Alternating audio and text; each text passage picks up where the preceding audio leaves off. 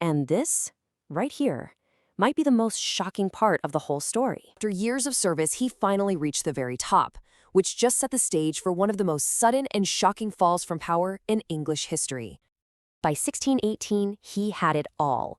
He was Lord Chancellor of England, the most powerful judge in the entire kingdom. This was the job he had craved his entire adult life. He was at the absolute summit of his power and influence. But it only lasted for 3 years.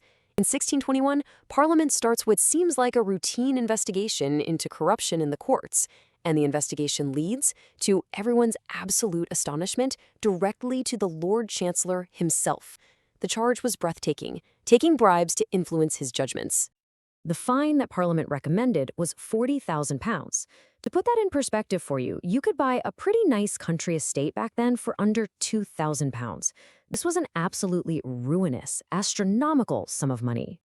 And that fine was just the beginning. The full sentence was just total and complete ruin.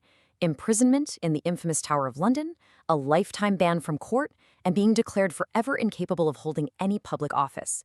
For a man like Bacon, this wasn't just a punishment, it was the end of his world. And this, right here, might be the most shocking part of the whole story. Faced with these career-ending charges, the greatest legal mind in England didn't fight.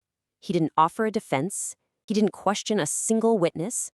Instead, he just completely collapsed, offering a full, unreserved, and immediate confession to absolutely everything. He was utterly broken. And in his final years, stripped of everything he had ever worked for, we see the final, tragic version of the Bacon paradox. Bacon lived out his last 5 years in shame and in debt. But here's the final irony. Once he was freed from that desperate, endless pursuit of power, he entered one of the most productive periods of his entire life. It was in his ruin that he finally had the time to dedicate to his true passion, writing some of his most important philosophical works. Can we, or even should we, separate the glorious work from the deeply flawed man who created it?